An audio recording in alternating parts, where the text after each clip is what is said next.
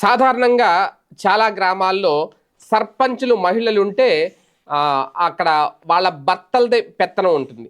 చాలా చోట్ల జరుగుతూ ఉంటుంది. అయితే ఇప్పుడు అలాంటి పెత్తనాలు ఇక చెల్లవు. ఒకవేళ అలాంటిది గనక చేస్తే వాళ్ళకి జరిమానా విధిస్తాము అంటూ కేంద్ర ప్రభుత్వ దీనికి సంబంధించి కీలక ఉత్తర్వులైతే జారీ చేసింది. ప్రధానంగా దేశంలోని చాలా గ్రామాల్లో పేరుకే మహిళా సర్పంచులు ఉంటారు. అధికారం మాత్రం భర్తలు లేదంటే తండ్రులు చేస్తూ ఉంటారు. కొన్ని చోట్ల అన్నలు వాళ్ళ తమ్ముళ్ళు కూడా చేస్తూ ఉంటారు. ఇలా పరోక్షంగా పెత్తనం చేస్తూ మహిళా సాధికారతను దెబ్బతీస్తున్న పురుషులపై జరిమానాలు విధించాలి అని కేంద్ర ప్రభుత్వం ఏర్పాటు చేసిన కమిటీ సిఫార్సు చేసింది. సుప్రీంకోర్టు సలహా మేరకు విశ్రాంత ఐఏఎస్ అధికారి సుశీల్ కుమార్ అధ్యక్షతన 2023లో కేంద్ర ప్రభుత్వం ఈ కమిటీ వేసింది.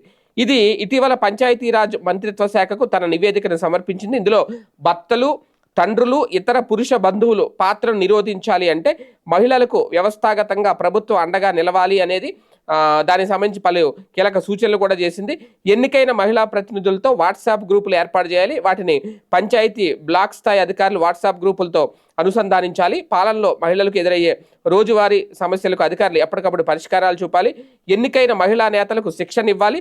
న్యాయపరమైన సలహాలు కూడా అందించాలి. వారికి దన్నుగా ఒక వ్యవస్థ సృష్టించాలి. వాస్తవానికి ఈ పాయింట్ కరెక్టే.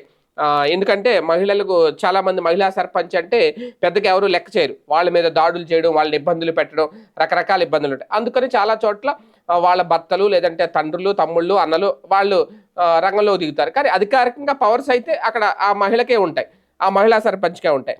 కానీ ఒక్కొక్క చోట మాత్రం కంప్లీట్ పెత్తనం వాళ్ళే చేస్తూ ఉంటారు. వాళ్ళే సర్పంచ్ అన్నట్టు పెత్తనం చేస్తారు. అటువంటి వాళ్ళని అయితే కట్టడి చేయాలి. కాకపోతే వాళ్ళకి పూర్తి భద్రత కల్పించి ఈ కమిటీ చేసిన సిఫార్సుల మేరకు కేంద్ర ప్రభుత్వం ఆ తరహా నిర్ణయాలు తీసుకుంటే వాళ్ళ భర్తలకు కూడా అంగీకారం ఉంటుంది ఖచ్చితంగా. వాళ్ళు కూడా ఏం అబ్జెక్షన్ పెట్టరు. వాళ్ళ భార్యలే కాబట్టి సర్పంచ్లు. కాకపోతే సర్పంచ్ గారి భర్త అని అనిపించుకోవడం కొంతమందికి ఇష్టం ఉండదు కాబట్టి వాళ్ళే రంగంలో దిగుతారు. అలాంటి వాళ్ళకి, అలాంటి పెత్తనం చేసే వాళ్ళకి మాత్రం ఇప్పుడు చెక్ పడబోతోంది.